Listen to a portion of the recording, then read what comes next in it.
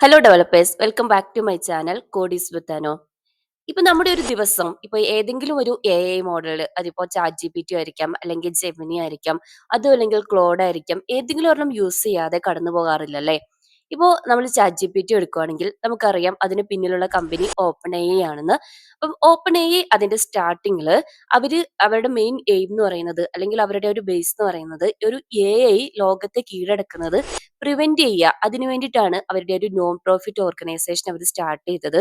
പക്ഷെ ലേറ്റർ ഈ ഒരു നോൺ പ്രോഫിറ്റ് ഓർഗനൈസേഷനിൽ നിന്ന് അവര് $1 ബില്യൺ ഒരു ഏർണിങ്സ് വരുന്ന ഒരു കമ്പനിയായിട്ട് ഗ്രോ ചെയ്തത് എങ്ങനെയായിരിക്കും? അപ്പൊ അവരുടെ ഒരു സക്സസ്ഫുൾ ജേർണി, അതിന്റെ ഇടയിൽ വന്നിരിക്കുന്ന കോൺട്രവേഴ്സീസ്, അവരുടെ പവർഫുൾ സ്ട്രഗിൾസ്, അതിലും വലുതായിട്ട് അവർ ഹ്യൂമാനിറ്റിയുടെ ഫ്യൂച്ചറിനെ ഷേപ്പ് ചെയ്യുന്നത് പോലെ ഇപ്പൊ വരുന്ന ഈ ഒരു റേസ്.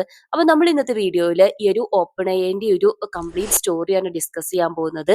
ഇത് നിങ്ങളെ ഒരു ഇന്റർവ്യൂവിന് ഹെൽപ്പ് ചെയ്തേക്കാം, അല്ലെങ്കിൽ എഐനെ പറ്റി നിങ്ങൾക്ക് ഇപ്പോൾ ഉള്ള വിഷൻ ഒന്നും കൂടെ ഇംപ്രൂവ് ചെയ്തേക്കാം, കുറച്ചും കൂടെ പഠിക്കണമെന്ന് നിങ്ങൾക്ക് ഒരു ഇൻസ്പിറേഷൻ തന്നേക്കാം. അപ്പം ഒരു വീഡിയോന്റെ എൻഡ് വരെ നിങ്ങൾ കാണാൻ ശ്രമിക്കുക കേട്ടോ. അതിൽ നിങ്ങളുടെ ഒപ്പീനിയൻ കമന്റ് സെക്ഷനിൽ പറയാ. നിങ്ങൾക്ക് യൂസ്ഫുൾ ആണെന്ന് തോന്നുവാണെങ്കിൽ ഒന്ന് ലൈക്ക് ചെയ്ത്, അതുപോലെ കമന്റ് ചെയ്ത്, സബ്സ്ക്രൈബ് ചെയ്യാത്തവരൊന്ന് സബ്സ്ക്രൈബ് ചെയ്ത് എന്റെ ഈ ചാനലിൽ ഒന്ന് സപ്പോർട്ട് ചെയ്യാം കേട്ടോ. അപ്പോൾ നമുക്ക് സ്റ്റാർട്ട് ചെയ്യാം. 2025 ഡിസംബറിൽ ഈ ഒരു ടെക് വേൾഡിൽ വലിയൊരു അനൗൺസ്മെന്റ് ഉണ്ടായി. ഒരുപക്ഷെ നമ്മളൊക്കെ വായിച്ചിട്ടുണ്ടാവും. എലോൺ മസ്കും സാം ആൾട്ട്മാനും ഇവരെ കൂടാതെ നിരവധി ടെക് ബില്യനേഴ്സ് ചേർന്നിട്ടാണ് അവരൊരു $1 billion non profit organisation launch ചെയ്തു. അവരതിന് ഓപ്പൺ ഐ എന്ന് പേരിട്ടു. നമ്മളിപ്പോ ഓപ്പൺ ഐ എന്ന് പറയുന്നില്ലേ. ഇവരുടെ മെയിൻ ഗോൾ എന്തായിരുന്നു എന്ന് ചോദിച്ചാൽ, ഈ ഒരു ആർട്ടിഫിഷ്യൽ ഇന്റലിജൻസ് എല്ലാ മനുഷ്യർക്കും ബെനിഫിറ്റ് ചെയ്യുന്ന പോലെ കൊണ്ടുവരണം. അത് കുറച്ച് റിച്ച് പീപ്പിൾസിന്റെ ഒരു മൊണോപ്പോളി ആയിട്ട് മാറരുത്. അവര് പറഞ്ഞത് ഗൂഗിൾ പോലുള്ള ടെക് ചെയിൻസ് ഫീൽഡ് കംപ്ലീറ്റ് ആയിട്ട് കൺട്രോൾ ചെയ്യുന്നതിനെ പ്രിവെന്റ് ചെയ്യുക. ഇതായിരുന്നു ഇവരുടെ മിഷൻ. പക്ഷെ ട്വിസ്റ്റ് വന്നത് ലേറ്റർ ആണ്.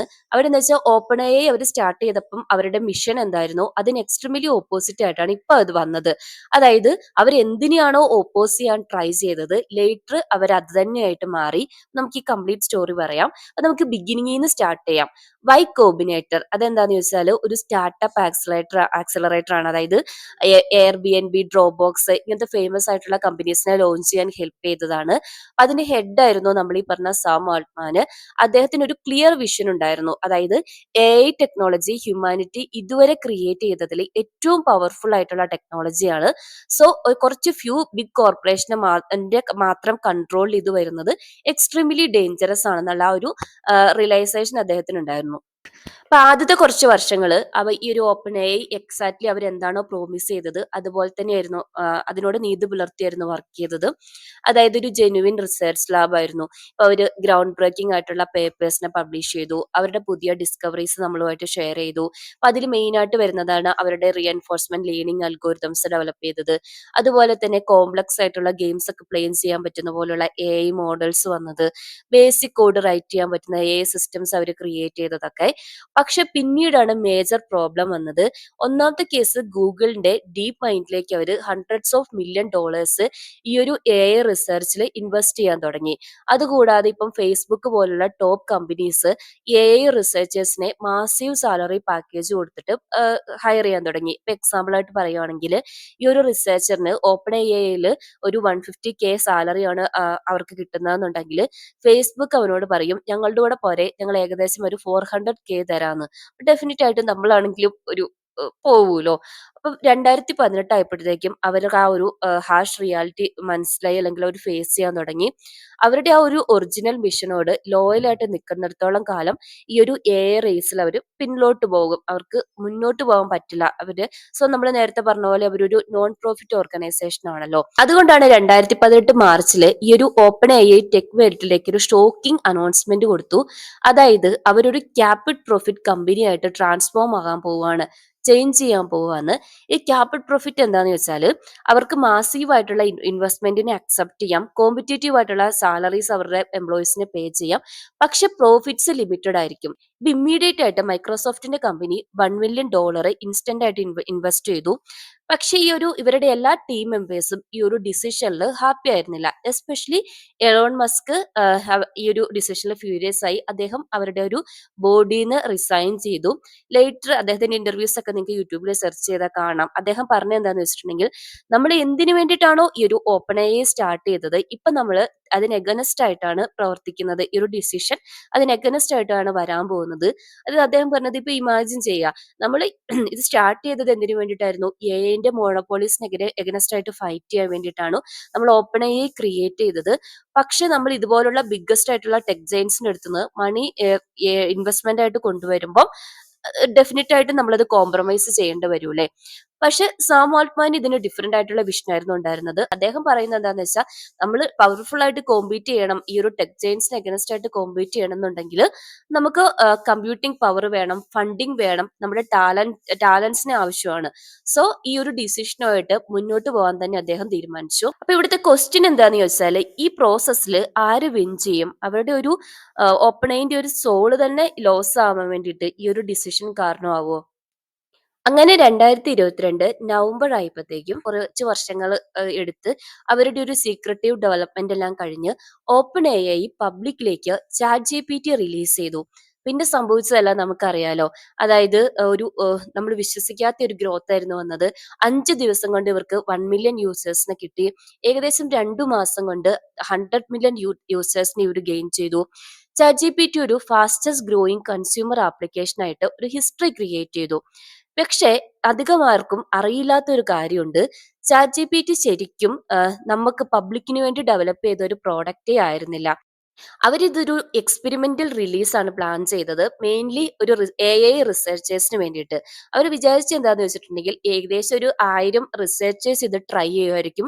അവരുടെ സൈഡിൽ നിന്ന് ഒപ്പീനിയൻ കിട്ടുമായിരിക്കും. പക്ഷേ അവർ പോലും വിചാരിക്കാതെ അവർ ആക്സിഡന്റലി ഒരു AI റെവല്യൂഷനെ ട്രിഗർ ചെയ്തു. അതായത് ഡെഫിനറ്റ് ആയിട്ടും ഗൂഗിൾ പോലുള്ള കമ്പനീസ് പാനിക് ആവുമല്ലോ. അവരുടെ ഓൺ AI പ്രൊജക്ട് ഇമ്മീഡിയറ്റ് ആയിട്ട് സ്റ്റാർട്ട് ചെയ്തു. അതായത് മൈക്രോസോഫ്റ്റ് എന്ത് ചെയ്തു? ചാറ്റ് ജി പി ടി അവരുടെ ബിങ്ങിലേക്ക് ഇന്റഗ്രേറ്റ് ചെയ്തു. എല്ലാ ടെക് കമ്പനീസും ഇപ്പം നമ്മൾ നേരത്തെ പറഞ്ഞ ഗൂഗിൾ മാത്രമല്ല, ആമസോൺ ആണെങ്കിലും മെറ്റ ആണെങ്കിലും അല്ലെങ്കിൽ ആപ്പിൾ, എല്ലാ കമ്പനീസിനും അവരുടെ സ്വന്തം AI പ്രോഡക്ട്സും ടൂൾസും ബിൽഡ് ചെയ്യണം എന്നുള്ള ആ ഒരു റഷ് വന്നു. കാരണം ഈ ഒരു ഓപ്പൺ എഐക്ക് പിന്നിലാകാൻ പാടില്ല അവരുടെ ഡെവലപ്മെന്റ്. അതുകൊണ്ട് തന്നെ കുറച്ച് ആഴ്ചകൾക്കുള്ളിൽ തന്നെ നമ്മുടെ സോം ആൾട്ട്മാന് ഒരു normal low profile research lab run ചെയ്യുന്ന ഒരാളിൽ നിന്ന് ഒരു ഗ്ലോബൽ ആർട്ടിഫിഷ്യൽ ഇന്റലിജൻസിന്റെ മുഖമായിട്ട് മാറി. പക്ഷേ എല്ലാ ഗ്രേറ്റസ്റ്റ് പവറിനെ കുറിച്ചും ഡിസ്കസ് ചെയ്യുമ്പോഴും യൂസ് ചെയ്യുമ്പോഴും പുകഴ്ത്തുമ്പോഴും എല്ലാം അവിടെ ഒരു ഗ്രേറ്റ് സ്ക്രൂട്ടിനി കൂടെ വരാൻ തുടങ്ങി. അതും നമുക്കറിയാലോ, എസ്പെഷ്യലി സെക്യൂരിറ്റിന്റെ ഒക്കെ കേസിൽ. അങ്ങനെ പിന്നെ 2023 നവംബർ 17 ആയപ്പോഴത്തേക്കും അവരുടെ ഭാഗത്തുനിന്ന് പിന്നെയും ഒരു അനൗൺസ്മെന്റ് വന്നു. അത് എന്റയർ ഈ ഒരു ടെക് വേൾഡിനെ പിടിച്ചു കുലുക്കിക്കൊണ്ട് വന്ന ഒരു അനൗൺസ്മെന്റ് ആയിരുന്നു. അവരുടെ സ്വന്തം ബോർഡ് ഓഫ് ഡയറക്ടർമാര് ഇവരുടെ ഈ ഒരു സിഇഒ, അതായത് സാം ആൾട്ട്മാനെ അവിടുന്ന് പുറത്താക്കി, അതായത് ഫയർ ചെയ്തു. അതിന്റെ റീസൺ ആയിട്ട് അവർ പറഞ്ഞ ഒരു സ്റ്റേറ്റ്മെന്റ് എന്താന്ന് വെച്ചിട്ടുണ്ടെങ്കിൽ, he was not consistently candid in the communication. അതായത് വേറൊരു അർത്ഥത്തിൽ പറഞ്ഞാല് അദ്ദേഹത്തിന്റെ മേലെ അവർക്കൊരു വിശ്വാസം ഉണ്ടായിരുന്നില്ല. ആഹ് ശരിക്കും ഈ ഒരു AI ഡെവലപ്മെന്റ് അതിന്റെ ഏറ്റവും പീക്കിൽ നിൽക്കുന്ന സമയത്താണ് ഈ ഒരു അനൗൺസ്മെന്റ് വന്നത് അവരുടെ ഭാഗത്തു നിന്ന്. അടുത്ത ഒരു 96 അവേഴ്സ് ഈ ഒരു കമ്പനിയിൽ കംപ്ലീറ്റ് കെയോസ് ആയിരുന്നു. അതായത് ഏകദേശം ഒരു 700ഓളം എംപ്ലോയീസ്, ഓൾമോസ്റ്റ് അവരുടെ ആ മൊത്തം കമ്പനി തന്നെ ഒരു ലെറ്റർ സൈൻ ചെയ്ത് കൊടുത്തു. അതായത് ഇയാള് സാമിനെ തിരിച്ചു കൊണ്ടുവന്നില്ലെങ്കിൽ ഞങ്ങളും എന്താ റിസൈൻ ചെയ്യുന്നുള്ളൊരു ത്രട്ടൺ ഈ ഒരു കമ്പനിയിൽ വന്നു. അത് മാത്രമല്ല, മൈക്രോസോഫ്റ്റ് ആണല്ലോ ഇവരുടെ ഒരു മെയിൻ ആയിട്ടുള്ള ഒരു investor, one of the big investor, നമ്മൾ ഓൾറെഡി പറഞ്ഞല്ലോ. അവര് സാമിനെയും ആ എൻറ്റയർ ടീമിനെയും അവരുടെ ഒരു ഓൺ AI ഡിവിഷനിലേക്ക് ഹയർ ചെയ്യും എന്നുള്ള ആ ഒരു ഇത് സ്റ്റേറ്റ്മെന്റ് അവരുടെ ഭാഗത്തുനിന്ന് വന്നു. അതുകൂടാതെ നമുക്കറിയാലോ, ബാക്കിയുള്ള ഇൻവെസ്റ്റേഴ്സ് ആണെങ്കിലും പാനിക് ആവും. കാരണം അവരൊരു ബില്യൺസ് ഓഫ് ഡോളേഴ്സ് ആണ് അവർ ഇതിന്റെ മേലെ സ്പെൻഡ് ചെയ്തിരിക്കുന്നത്. പിന്നെ കുറച്ച് ആഴ്ചകൾക്കുള്ളിൽ തന്നെ അവര് സാമിനെ തിരിച്ചെടുത്തു. അപ്പൊ സാം ഓൾട്ട്മാൻ കുറച്ച് കഴിഞ്ഞിട്ട് ഒരു ബ്ലോഗ് പോസ്റ്റ് ചിലപ്പോൾ നിങ്ങൾക്ക് വായിച്ചിട്ടുണ്ടാവും, റിലീസ് ചെയ്തിട്ടുണ്ടായിരുന്നു. അത് എന്താ അദ്ദേഹത്തിന്റെ ഈ ഒരു ഫയറിങ്ങിനെ കുറിച്ചും അതുപോലെ തന്നെ AI പ്രോഗ്രസിനെ കുറിച്ചായിരുന്നു. പക്ഷെ നമ്മൾ കാണാത്തൊരു ഭാഗം എന്താന്ന് വെച്ചിട്ടുണ്ടെങ്കിൽ, അല്ലെങ്കിൽ നമ്മൾ most of the peoples miss ചെയ്തിട്ടുള്ള പാർട്ട് എന്താന്ന് വെച്ചിട്ടുണ്ടെങ്കിൽ, ഇത് ജസ്റ്റ് ഒരു ആളുടെ പിരിച്ചുവിടലും തിരിച്ചെടുക്കലും മാത്രമല്ല, അവിടെ രണ്ട് ഫിലോസഫികൾ തമ്മിലുള്ള ക്ലാഷ് ആണ് വന്നത്. അതായത് ഈ ഒരു AI ഫ്യൂച്ചറിനെ പറ്റി രണ്ട് പേർക്ക് രണ്ട് ടൈപ്പ് ഓഫ് വിഷൻ ആയിരുന്നു. ഒരു സൈഡിലുള്ള ആൾക്കാർ എന്താ വിചാരിച്ചതെന്ന് വെച്ചിട്ടുണ്ടെങ്കിൽ നമ്മൾ കൂടുതൽ പ്രയോറിറ്റി കൊടുക്കേണ്ടത് സേഫ്റ്റിക്കും എത്തിക്സിനും ഒരു സ്ലോ പ്രോഗ്രസ് മതി. അതായത് ഒരു ഹ്യൂമൻ സൊസൈറ്റീനെ ഹാം ചെയ്യാതെ ഉള്ള ഡെവലപ്മെന്റിലാണ് അവർ ഫോക്കസ് ചെയ്തത്. മറ്റേ ഭാഗത്തുള്ള ആൾക്കാർ എന്താന്ന് വെച്ചിട്ടുണ്ടെങ്കിൽ അവർ വിചാരിക്കുന്നത് ഫാസ്റ്റ് ഡെവലപ്മെന്റ് ആണ്. അതായത് എന്താ പറയാ, ബോൾഡ് ആയിട്ടുള്ള ഇന്നോവേഷൻസും സ്പീഡും ഒക്കെ കൊണ്ടുവരണം. കാരണം ഫാസ്റ്റ് ആയിട്ട് ഫോർവേഡ് ചെയ്യണം നമ്മൾ ഈ ഒരു ബാറ്റിൽ വീണു പോകാതിരിക്കാൻ വേണ്ടിയിട്ട്. അപ്പം സാം എന്താന്ന് വെച്ചിട്ടുണ്ടെങ്കിൽ ഇതിന്റെ ഒരു സെക്കൻഡ് കാറ്റഗറിയിൽ വന്നതാണ്. അദ്ദേഹം വിചാരിക്കുന്നത് ഈ ഒരു എന്റെ ഫ്യൂച്ചറിനെ അത് വിചാരിക്കുന്ന പോലെ പടുത്തുയർത്തണം എന്നുണ്ടെങ്കിൽ നമ്മൾ ഫാസ്റ്റ് ആയിട്ട് മൂവ് ചെയ്യണം. അപ്പൊ ഈ ഒരു ക്വസ്റ്റ്യനിൽ നമ്മൾ ഏത് ചൂസ് ചെയ്യും എന്നുള്ളതാണ് എഐന്റെ ഭാവിയിൽ ഇനി തീരുമാനിക്കാൻ പോകുന്നത്. അങ്ങനെ ഒരു ഘട്ടമെത്തി. അങ്ങനെ സാം ഓൾട്ട്മാൻ ഈ ഒരു ഓപ്പഡയിലേക്ക് തിരിച്ചു വന്നു. പക്ഷെ ഈ ഒരു തിരിച്ചു വരവ് ഈ കമ്പനീനെ മൊത്തത്തിലായിട്ട് മാറ്റിമറിച്ചു. എസ്പെഷ്യലി അവരുടെ ഒരു എൻറ്റയർ ബോർഡിനെ അദ്ദേഹം റീപ്ലേസ് ചെയ്തു. സ്ലോലി ഇവിടെ എന്താ സംഭവിച്ചതെന്ന് വെച്ചിട്ടുണ്ടെങ്കിൽ കമ്പനിക്ക് അതിന് ഒറിജിനൽ ഒരു വിഷൻ ഉണ്ടായിരുന്നു. നമ്മൾ വീഡിയോയുടെ സ്റ്റാർട്ടിങ്ങിൽ പറഞ്ഞ പോലെ ഒരു നോൺ പ്രോഫിറ്റ് മിഷൻ. അത് പതുക്കെ പതുക്കെ ഫെയ്ഡ് ആവാൻ തുടങ്ങി. അവരുടെ പ്രയോറിറ്റി ഒരു കൊമേഴ്ഷ്യൽ സക്സസിലേക്ക് വന്നു. അതിന് ഏറ്റവും വലിയ തെളിവാണ് 2024 എന്താ ചാറ്റ്ജിപിടിന്റെ സെക്കൻഡ് ആനിവേഴ്സറിക്ക് ജനുവരി 5 സാം ഓൾട്ട്മാന്റെ പേഴ്സണൽ ബ്ലോഗിൽ അദ്ദേഹത്തിന്റെ bold prediction, we might achieve AGI artificial general intelligence by 2025. As usual എല്ലാവരും ഈ ഒരു സ്റ്റേറ്റ്മെന്റിൽ ഹാപ്പി ആയിരുന്നില്ല. ക്രിട്ടിക്സ് അഗൈൻ ക്വസ്റ്റ്യൻ ചെയ്യാൻ തുടങ്ങി. എസ്പെഷ്യലി ടെക്നിക്കൽ ക്വസ്റ്റ്യൻസ്, എപ്പോഴായിരിക്കും നിങ്ങളുടെ നെക്സ്റ്റ് റീസണിങ് മോഡൽ O3 അവർ അനൗൺസ് ചെയ്തിട്ടുള്ള O3 റിലീസ് ചെയ്യുന്നത്? അത് മാത്രമല്ല ഓപ്പൺ AI അതിന്റെ ആ ഒരു അവർ പ്രോമിസ് ചെയ്തിട്ടുള്ള കുറച്ച് കാര്യങ്ങൾ, എസ്പെഷ്യലി ട്രാൻസ്പെറൻസി ആണെങ്കിലും പബ്ലിക് ബെനിഫിറ്റ് ആണെങ്കിലും അത് സെയിം തന്നെയായിരിക്കുമോ, നിങ്ങൾ ലോസ് ചെയ്തോ? അത് ചുരുക്കി പറഞ്ഞിട്ടുണ്ടെങ്കിൽ ഓപ്പൺ AI അവരുടെ ആ ഒരു ഇനിഷ്യൽ ഫോക്കസ് ഉണ്ടായിരുന്ന ഒരു ഓപ്പൺ റിസർച്ചിൽ നിന്ന് പതുക്കെ പതുക്കെ ഒരു കൊമേഴ്ഷ്യൽ പ്രൊഡക്റ്റ്, അതായത് അവരുടെ ഫോക്കസ് പതുക്കെ പതുക്കെ ഈ ഒരു മാർക്കറ്റ് ഷെയറിലേക്കും അവരുടെ ഒരു കൊമേഴ്ഷ്യൽ സക്സസിലേക്കും മണിയിലേക്കും ഒക്കെ മണി മേക്കിങ്ങിലേക്കും ഒക്കെ മാറാൻ തുടങ്ങി.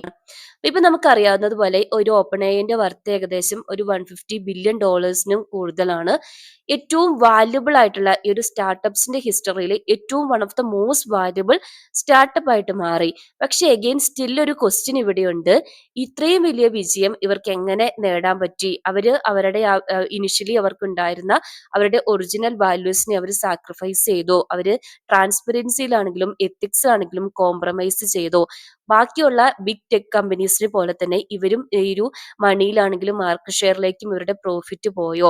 പ്രോഫിറ്റും ഗ്രോത്തും എല്ലാം ഉണ്ട്. ബട്ട് ക്വസ്റ്റ്യൻ എന്ന് പറയുന്നത് ബട്ട് അറ്റ് വാട്ട് കോസ്റ്റ്? നമ്മൾ ഇത്രയും നേരം പറഞ്ഞുകൊണ്ടിരുന്നത് ഓപ്പൺ എഐന്റെ അധികം ആരും ഡിസ്കസ് ചെയ്യാത്ത ആ ഒരു അൺടോൾഡ് സ്റ്റോറി ആയിരുന്നു.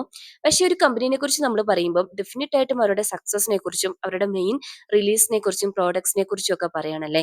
ഇനി നമുക്ക് ആ ഒരു പോർഷൻ ചെക്ക് ചെയ്ത് നോക്കാം. അപ്പൊ ജൂൺ 2018 ആ ഒരു സമയത്ത് എല്ലാവരും ഈ ഒരു സോഷ്യൽ മീഡിയയിലും സ്മാർട്ട് ഫോൺസിലൊക്കെ ഒബ്സസ്ഡ് ആയിരിക്കുന്ന ആ ഒരു സമയത്ത് ഓപ്പൺ AI സീക്രട്ടിലായിട്ട് അല്ലെങ്കിൽ സൈലന്റ് ആയിട്ട് അവരുടെ ആ ഒരു എല്ലാ ലോകത്തിന് മുഴുവൻ ചേഞ്ച് ചെയ്യാൻ പോകുന്ന ആ ഒരു പേപ്പർ റിലീസ് ചെയ്തു. അതിന്റെ ആ ഒരു ടൈറ്റിൽ ഇങ്ങനെയായിരുന്നു: improving language understanding by generative pre training. അതായത് GPT-1 വന്നു. GPT-1 വെറും 117 മില്യൺ പാരാമീറ്റേഴ്സ് മാത്രം ആയിട്ട് വന്നതായിരുന്നു. ഇന്നത്തെ GPT-3നെയും 4നെയും ഒക്കെ കമ്പയർ ചെയ്യുന്ന സമയത്ത് ഇത് വളരെ ചെറുതാണ്. പക്ഷെ ആ ഒരു സമയത്ത് ഏറ്റവും ഇമ്പോസിബിൾ ആണെന്ന് നമ്മൾ വിചാരിച്ചുകൊണ്ടിരുന്ന കാര്യം ചെയ്യാൻ പറ്റി ഇതിന്. അതായത് ഹ്യൂമൻ ലാംഗ്വേജ് അണ്ടർസ്റ്റാൻഡ് ചെയ്ത് അതിനനുസരിച്ച് റെസ്പോണ്ട് ചെയ്യാൻ പറ്റി. അതായത് അതിന് മുന്നേ ഉണ്ടായിരുന്ന AI സാമ്പിൾസ് എല്ലാം റൂൾ ബേസ്ഡ് റെസ്പോൺസ് ആയിരുന്നു പ്രൊവൈഡ് ചെയ്തുകൊണ്ടിരുന്നത്. അതായത് ഞാൻ യൂസർ എക്സ് എന്ന് പറഞ്ഞാൽ വൈന്ന് റെസ്പോണ്ട് ചെയ്യണം. പക്ഷെ GPT-1ന് ഒരു പാരഗ്രാഫ് റീഡ് ചെയ്തിട്ട് ജെനുവിൻ ആയിട്ട് മനസ്സിലാക്കി അതിന് പ്രോപ്പറായിട്ട് ആൻസർ ചെയ്യാൻ വേണ്ടി പറ്റി. പക്ഷെ ഈ ഒരു ഇതിനെ റെവല്യൂഷൻ ആക്കി മാറ്റിയത് എന്താന്ന് വെച്ചിട്ടുണ്ടെങ്കിൽ അത് രണ്ട് കാര്യങ്ങളാണ് ഇവിടെ നടന്നത്. അതിനെ ഒരു സ്പെസിഫിക് ടാസ്കിനെ ബേസ് ചെയ്തിട്ടല്ല ഇതിനെ ട്രെയിൻ ചെയ്തത്. അതിന് പകരം ആദ്യം ഇവിടെ പ്രീ ട്രെയിനിങ് ആണ് നടന്നത്. അതായത് നമ്മൾ എന്താണ് AI മോഡൽസ് എന്നുള്ള വീഡിയോയിൽ ഡീറ്റെയിൽ ആയിട്ട് പറഞ്ഞിട്ടുണ്ട്. ഒരു ഇന്റർനെറ്റിൽ നിന്ന് മാസീവ് എമൗണ്ട് ഓഫ് ടെക്സ്റ്റിനെ ബേസ് ചെയ്തിട്ട് ഫസ്റ്റ് ഇതിനെ ട്രെയിൻ ചെയ്തു. രണ്ടാമത്തെ സ്റ്റെപ്പാണ് ഫൈൻ ട്യൂൺ വരുന്നത്. അതായത് ഒരു സ്പെസിഫിക് ആപ്ലിക്കേഷന് വേണ്ടിയിട്ട് ഇതിനെ ട്രെയിൻ ചെയ്തു. അതിപ്പം നമ്മുടെ ട്രാൻസ്ലേഷൻ ആകാം, അല്ലെങ്കിൽ Q&A ബേസ്ഡ് ആയിട്ടുള്ള ഇതാകാം. അതിനെ ബേസ് ചെയ്ത് ട്രെയിൻ ചെയ്തു. അപ്പൊ ഈ ഒരു രണ്ട് കാര്യങ്ങൾ, അതായത് ഫസ്റ്റ് വന്നിട്ടുള്ള ഈ ഒരു പ്രീ ട്രെയിനിങ്ങും രണ്ടാമത് വരുന്ന ഫൈൻ ട്യൂണിങ്ങും കൂടെ ചേർന്നിട്ടാണ് ഇതിനെ ഒരു റവല്യൂഷണറി പ്രോഡക്റ്റ് ആയിട്ട് മാറ്റിയത്. പിന്നീട് AI ബ്രേക്ക് ത്രൂ ആയിട്ട് റിലീസ് ചെയ്തിട്ടുള്ള എല്ലാ മേജർ മോഡൽസിന്റെയും ഒരു ആധാരം, ഒരു ബ്ലൂ പ്രിന്റ് ആയിരുന്നു ഇതെന്ന് പറയാം. ഇവിടെ നിങ്ങൾ വിചാരിക്കുന്ന പോലെ അത്ര ഈസി ആയിട്ട് ഇവർ അച്ചീവ് ചെയ്തതല്ല. ഇമ്മൻസ് ആയിട്ടുള്ള ടെക്നിക്കൽ ചലഞ്ചസ് ഉണ്ടായിരുന്നു. ഒരു എക്സാമ്പിൾ പറയുവാണെന്നുണ്ടെങ്കിൽ, എന്താ പറയാ, ഒരു ലാംഗ്വേജിന് അതിന് ഇൻഫൈനൈറ്റ് ആയിട്ടുള്ള കോമ്പിനേഷൻസ് ഉണ്ടാവും, കോണ്ടെക്ച്വൽ മീനിങ്സ് ഉണ്ടാവും, കൾച്ചറൽ ന്യൂആൻസസ് ഒക്കെ ഉണ്ടാവൂലേ. ഇപ്പൊ ഒരു എക്സാമ്പിൾ പറയുവാണെങ്കിൽ, നമ്മളൊരു ബാങ്ക് എന്ന് പറഞ്ഞിട്ടൊരു വേർഡ് പറയുമ്പം ആ ബാങ്കിന് അത് ചേരുന്ന സെന്റൻസിനനുസരിച്ച് മാറിക്കൊണ്ടിരിക്കും. ഇപ്പോൾ നോർമലായിട്ട് ബാങ്ക് എന്ന് പറയുന്നത് ഒരു ഫൈനാൻഷ്യൽ ഇൻസ്റ്റിറ്റ്യൂഷൻ ആണെങ്കിൽ നമ്മൾ റിവർ ബാങ്ക് എന്ന് പറയാറുണ്ട്, അതായത് നദീതീരത്തിനെ പറയാറുണ്ട്.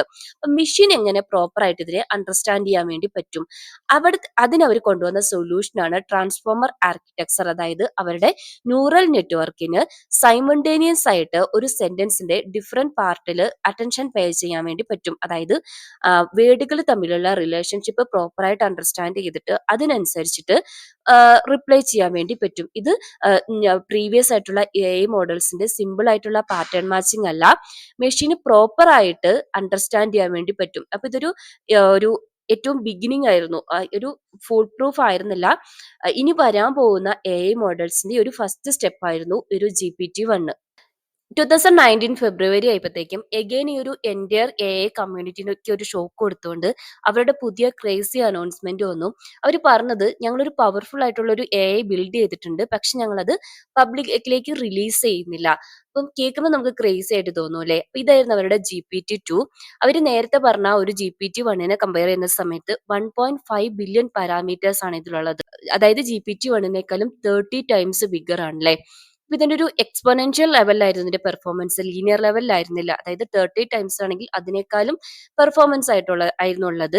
ഇപ്പം എക്സാമ്പിൾ ആയിട്ട് പറയുവാണെങ്കിൽ, നിങ്ങൾ ഒരു സിമ്പിൾ ആയിട്ട് ഒരു ന്യൂസിന്റെ ഹെഡ്ലൈൻ കൊടുത്താൽ ഒരു കംപ്ലീറ്റ് ആയിട്ടുള്ള ആർട്ടിക്കിൾ ഇത് ജനറേറ്റ് ചെയ്യും.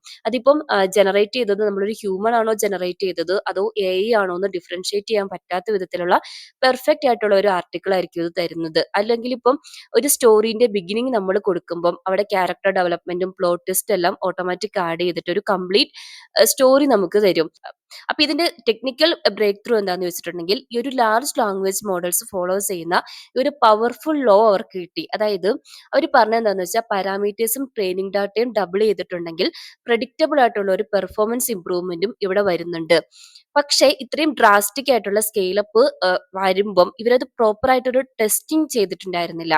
അതിന്റെ റിസൾട്ടും എഗെയിൻ ഇവരെ പേടിപ്പിക്കുന്നതായിരുന്നു. കാരണം GPT-2 ഇപ്പം ഫേക്ക് ആയിട്ടുള്ള ന്യൂസ് ആർട്ടിക്കിൾസ് ക്രിയേറ്റ് ചെയ്യാം, അല്ലെങ്കിൽ ഏതെങ്കിലുമൊക്കെ എന്താ പറയാ ഒരു റൈറ്റിംഗ് സ്റ്റൈല്, അത് എന്താ അലിഗേഷൻസ് ഒക്കെ ഉള്ള ഒരു റൈറ്റിംഗ് സ്റ്റൈലിനെ കോപ്പി ചെയ്തിട്ട് പ്രോപ്പഗാണ്ടയൊക്കെ സ്പ്രെഡ് ചെയ്യാൻ വേണ്ടി പറ്റും.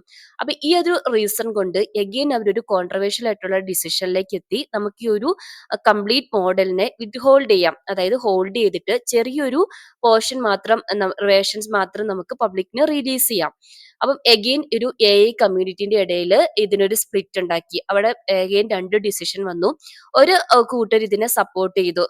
ഡെഫിനറ്റ് ആയിട്ടും സെക്യൂരിറ്റി ആണല്ലോ ഇമ്പോർട്ടന്റ്. ഇപ്പൊ ഇതുപോലെ ഒരു ഡേഞ്ചറസ് ടൂൾ ആയതുകൊണ്ട് ഇത് റിലീസ് ചെയ്യുന്ന കംപ്ലീറ്റ് റിലീസ് ചെയ്യാത്തതാണ് നല്ലത്, നിങ്ങളുടെ സ്മാർട്ട് ഡിസിഷൻ ആണെന്ന് പറഞ്ഞപ്പം വേറെ ചിലർ ഇതിനെ കംപ്ലീറ്റ് ആയിട്ട് എതിർത്തു. അതായത് നിങ്ങൾ ഇതൊരു പബ്ലിക് സ്റ്റണ്ട് ആണ് ചെയ്യുന്നത്, ഇപ്പൊ ഇതുപോലെ വിത്ത് ഹോൾഡ് ഒക്കെ ചെയ്യുന്ന സമയത്ത് ഒരു ഫേക്ക് ഹൈപ്പാണ് നിങ്ങൾ ക്രിയേറ്റ് ചെയ്യുന്നതെന്നും പറഞ്ഞ് രണ്ട് കൂട്ടരും വന്നു. പക്ഷേ ക്ലിയർ കട്ട് ആയിട്ടുള്ള ഇതിന്റെ ഒരു ടെക്നിക്കൽ ഇംപ്ലിക്കേഷൻ എന്താണെന്ന് ചോദിച്ചിട്ടുണ്ടെങ്കിൽ, സ്കെയിലിംഗിലൂടെ, ഇപ്പൊ നമ്മൾ നേരത്തെ പറഞ്ഞു സ്കെയിലിംഗിലൂടെയും ഡാറ്റ ഡബിളിംഗിലൂടെയും ഒക്കെ പെർഫോമൻസ് ഇംപ്രൂവ്മെന്റ് വരുമെന്ന്.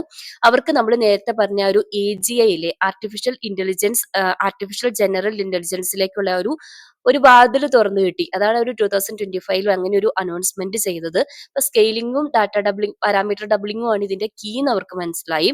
അങ്ങനെ GPT-2 ഏറ്റവും ബ്രേക്ക് ത്രൂ മൊമെന്റ് ഏതാന്ന് ചോദിച്ചാല്, അവർ ഇതുവരെ ട്രെയിൻ ചെയ്യാത്ത ഒരു റീഡിംഗ് കോംപ്രഹഷൻ ടാസ്ക് അസൈൻ ചെയ്തു. ടെസ്റ്റ് ചെയ്തപ്പം ഒരു സ്പെഷ്യലൈസ്ഡ് മോഡലിനേക്കാളും ബെറ്റർ ആയിട്ടുള്ള പെർഫോമൻസ് ഈ ഒരു GPT-2 പ്രൊവൈഡ് ചെയ്തു. അപ്പൊ അവർക്ക് അതിൽ മനസ്സിലായത് ലാംഗ്വേജ് അണ്ടർസ്റ്റാൻഡിംഗ് ആണ് ഒരു ജനറൽ ഇന്റലിജൻസിന്റെ മാസ്റ്റർ ഉണ്ടാക്കി, ആ ഒരു ഐഡിയ കിട്ടി. അങ്ങനെ 2019 തന്നെ നവംബറോടെ അവർ ഈ ഒരു GPT-2 കംപ്ലീറ്റ് ആയിട്ടുള്ള ആ ഒരു വേർഷൻ റിലീസ് ചെയ്തു. അങ്ങനെ 2020 ജൂൺ ആയപ്പോഴത്തേക്കും നമ്മുടെ ലോക്ക്ഡൌണിന്റെ ആ ഒരു സമയത്ത് എഗെയിൻ ഓപ്പൺ AI അവരുടെ ഒരു മാസീവ് റിലീസിന് തയ്യാറെടുക്കുമായിരുന്നു. അതായത് ഈ ഒരു എൻ്റയർ AI വേൾഡിനെ റീഡിഫൈൻ ചെയ്യാൻ പറ്റുന്ന ഒരു പുതിയൊരു മോഡൽ GPT-3 ഇൻട്രൊഡ്യൂസ് ചെയ്തു. GPT-3 നമ്മൾ GPT-2 കൺസിഡർ ചെയ്യുന്ന സമയത്ത് 100 ടൈംസ് ലാർജർ ആയിരുന്നു അതിന്റെ പാരാമീറ്റേഴ്സ്. അതായത് 175 ബില്യൺ പാരാമീറ്റേഴ്സ് ആയിരുന്നു ഉള്ളത്. ഇതിന്റെ ഒരു സൈസിൽ മാത്രമല്ല കേട്ടോ ഇതിന്റെ ഒരു ബ്രേക്ക് ത്രൂ എന്താണെന്ന് വെച്ചിട്ടുണ്ടെങ്കിൽ റിസർച്ചേഴ്സ് ഇതിനെ എമർജൻസ് എന്നാ പറയുന്നത്. അതിന്റെ പ്രോഗ്രാം ചെയ്യുന്നതിന് അപ്പുറത്തേക്കായിരുന്നു ഇതിന്റെ പെർഫോമൻസ് വരുന്നത്. അതായത് GPT-3 യൂസ് ചെയ്തിട്ട് നമുക്ക് മൾട്ടിപ്പിൾ പ്രോഗ്രാമിംഗ് ലാംഗ്വേജസിൽ കോഡ് എഴുതാൻ വേണ്ടി പറ്റും. കോംപ്ലക്സ് ആയിട്ടുള്ള മാത്സ് പ്രോബ്ലംസ് സോൾവ് ചെയ്യാം. പൊയട്രി കമ്പോസ് ചെയ്യണോ, എസ്സേസ് റൈറ്റ് ചെയ്യണോ, ഈവൻ ഫിലോസഫിക്കൽ ആയിട്ടുള്ള കോൺവെർസേഷൻ പോലും ഇതിൽ ചെയ്യാൻ വേണ്ടി പറ്റുന്നുണ്ടായിരുന്നു.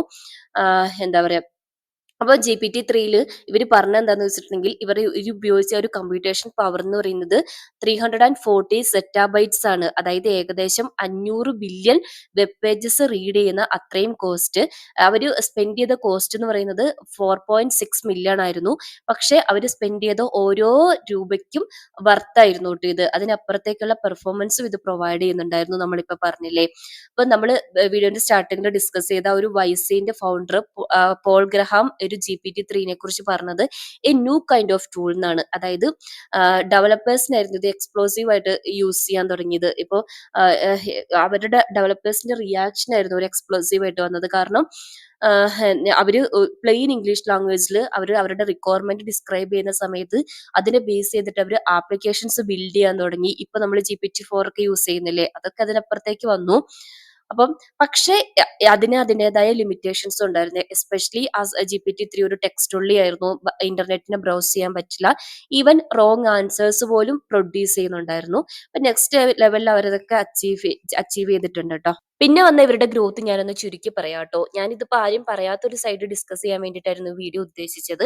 അവരുടെ ഓരോ റിലീസും ഡീറ്റെയിൽ ആയിട്ട് വേണമെന്നുണ്ടെങ്കിൽ നിങ്ങൾ കമന്റ് സെക്ഷനിൽ പറഞ്ഞാൽ മതി കേട്ടോ. GPT-3 ശേഷം ഡോളി വന്നു. അത് നമുക്കറിയാം റെവല്യൂഷണറി ആയിട്ടുള്ള ഒരു ഇമേജ് ജനറേഷൻ മോഡൽ ആയിരുന്നു അല്ലെ. ഒരു ലാംഗ്വേജ് അണ്ടർസ്റ്റാൻഡിങ്ങിന് അപ്പുറത്തേക്ക് വിഷ്വൽ ക്രിയേഷനും ഒരു ഓപ്പൺ AI യൂസ് ചെയ്യാൻ പറ്റുന്ന ലോകത്തെ മനസ്സിലാക്കി തന്നതായിരുന്നു. അതൊക്കെ വന്നതിന് ശേഷമാണ് ഇപ്പൊ നിങ്ങൾ കുറെ വീഡിയോസ് കണ്ടിട്ടുണ്ടാവൂലേ, പ്രോഗ്രാമേഴ്സിന്റെ ജോലി പോകും, വിഷ്വൽ കണ്ടന്റ് ക്രിയേറ്റേഴ്സിന്റെ ജോലി പോകുന്നൊക്കെ ഇതിന് ശേഷമാണ് ആൾക്കാർ പറഞ്ഞു തുടങ്ങിയത്. പിന്നെ 2022 നവംബറിൽ നമുക്കറിയാലോ ഓപ്പൺ ഐന്റെ ഒരു ചാറ്റ് ബോട്ട് ഇന്റർഫേസ് ഒരു GPT-3.5 മോഡൽ റിലീസ് ചെയ്തു. അതായിരുന്നു നമ്മുടെ ചാറ്റ് GPT. ലോകത്തെ മൊത്തം ഷോക്കാക്കി. നമ്മൾ നേരത്തെ പറഞ്ഞ പോലെ ഒരു ദിവസം കൊണ്ട് 5 ഡേയ്സ് കൊണ്ട് 1 മില്യൺ യൂസേഴ്സിനെ നേടി. ഇൻസ്റ്റാഗ്രാം പോലുള്ള സോഷ്യൽ മീഡിയ ആപ്ലിക്കേഷനെ പോലും മറികടന്ന് കൂടുതൽ ഫാസ്റ്റ് ഗ്രോയിങ് കൺസ്യൂമർ ആപ്ലിക്കേഷൻ ആയിട്ട് ഇത് മാറാൻ സാധിച്ചു. പിന്നെ അതിനുശേഷമാണ് മാർച്ച് 2023 ഓപ്പൺ ഐന്റെ GPT-4 വന്നത്. മൾട്ടി മോഡൽ ആയിരുന്നു നമുക്കറിയാം. അതായത് ഒരു ടെക്സ്റ്റിനെ മാത്രം ഇൻപുട്ട് ആയിട്ട് റിസീവ് ചെയ്തെടുത്ത് നിന്ന് ഇമേജസിനെയും വീഡിയോസിനെയും ഒക്കെ ഇൻപുട്ട് ആയിട്ട് എടുക്കാൻ വേണ്ടിയിട്ട് തുടങ്ങി. റീസണിങ് ക്യാപ്പബിലിറ്റീസ് ആയിരുന്നു ഇതിന്റെ ഏറ്റവും ഇമ്പോർട്ടന്റ് ആയിട്ടുള്ള മുന്നേറ്റം. അതായത് ഇപ്പോൾ യൂണിഫോം ബാർ എക്സാം പോലുള്ള പ്രൊഫഷണൽ എക്സാമിന് 10% ടോപ്പ് 10% സ്കോർ ചെയ്യാൻ വേണ്ടിയിട്ട് ഇതിന് പറ്റി. അതിനുശേഷമാണ് ഇപ്പം കുറച്ചുകൂടെ കോസ്റ്റ് എഫക്റ്റീവ് ആയിട്ട് യൂസ് ചെയ്യാൻ വേണ്ടി പറ്റുന്ന ഫാസ്റ്റ് ആയിട്ടുള്ള GPT-4 ടർബോ റിലീസ് ചെയ്യുന്നത്. അതിനുശേഷമാണ് എല്ലാം കൂടി ഇൻക്ലൂഡ് ചെയ്തിട്ടുള്ള GPT-4 അതായത് ഒമിനി വേർഷൻ, ഏറ്റവും latest and capable multi model release ചെയ്തത്. സിലിക്കൺ വാലിയിൽ സ്റ്റാർട്ട് ചെയ്ത ഒരു നോൺ പ്രോഫിറ്റ് ഓർഗനൈസേഷൻ ലോകം മുഴുവൻ കീഴടക്കിയ ഒരു കഥ ഇതാണ് കേട്ടോ. അപ്പം ഇത് ടെക്നിക്കൽ സൈഡിൽ ഡീറ്റെയിൽ ആയിട്ട് നമ്മൾ 2-3 വീഡിയോസ് ഓൾറെഡി ചെയ്തിട്ടുണ്ട്. എസ്പെഷ്യലി MCP സെർവറും മോഡൽസും ഒക്കെ നമ്മൾ ഇനിയും ചെയ്യാം കേട്ടോ. സപ്പോർട്ട് കുറവായതുകൊണ്ട് എനിക്ക് എൻ്റെ വ്യൂവേഴ്സിന് ഇത് താല്പര്യം ഇല്ല എന്ന് വിചാരിച്ചിട്ടാണ് ഞാനൊന്ന് വേണോ വേണ്ടയോ എന്നുള്ള രീതിയിൽ നിൽക്കുന്നത്. നിങ്ങളൊക്കെ പറയുന്ന പോലെ തന്നെ നമുക്കൊരു സിംഗിൾ വീഡിയോ ചെയ്യാം. അതുപോലെ തന്നെ ഞാൻ നിങ്ങളുടെ റിക്വസ്റ്റ് ഒക്കെ കാണുന്നുണ്ട്. അതായത് നിങ്ങൾ മറ്റേ Node.js ഒക്കെ യൂസ് ചെയ്തിട്ട് കംപ്ലീറ്റ് പ്രൊജക്ട് ചെയ്യാൻ പറയുന്നത്. ഇപ്പൊ ഞാൻ കുറച്ച് ട്രാവലിങ്ങും ഒക്കെ ആയിട്ട് ബിസി ആയിട്ടോ, അതുകൊണ്ടാണ് എനിക്ക് ഇരുന്നൊരു 1 hour അതൊക്കെ ചെയ്യുമ്പോൾ ചെയ്യുമ്പോൾ നമുക്ക് എന്തായാലും ഒരു 2, 3 മണിക്കൂർ ആയിട്ട് ചെയ്യണം. പിന്നെ അല്ലെങ്കിൽ സ്പ്ലിറ്റ് ചെയ്തിട്ട് ചെയ്യണം. അപ്പോൾ അതിനെനിക്ക് കുറച്ച് പ്രിപ്പറേഷൻ്റെ ആവശ്യമുണ്ട്. ഒരു ബിഗ് പ്രൊജക്റ്റ് ഒക്കെ ചെയ്യുമ്പം കുറച്ച് പ്രിപ്പയർ ചെയ്തിട്ട് വേണ്ടേ ചെയ്യണം. അപ്പോൾ അതിലൊരു ടൈമാണ് എടുക്കുന്നത്. ഒന്നും വിചാരിക്കരുത്. ഞാൻ ഡെഫിനിറ്റ് ആയിട്ടും ഒരു 1 ഓർ 2 മന്തിനുള്ളിൽ നിങ്ങളുടെ എല്ലാ വീഡിയോസും ചെയ്യുന്നതായിരിക്കും ട്ടോ. അപ്പം നിങ്ങൾക്ക് ഈ ഒരു വീഡിയോ യൂസ്ഫുൾ ആണെന്ന് തോന്നുവാണെങ്കിൽ ഒന്ന് ലൈക്ക് ചെയ്ത്, സബ്സ്ക്രൈബ് ചെയ്ത്, കമന്റ് ചെയ്ത് എൻ്റെ ഈ ചാനലിൽ ഒന്ന് സപ്പോർട്ട് ചെയ്യുക. ഇതുവരെ തന്നിരിക്കുന്ന എല്ലാ സപ്പോർട്ടിനും ഒരുപാട് താങ്ക് യു. ബൈ.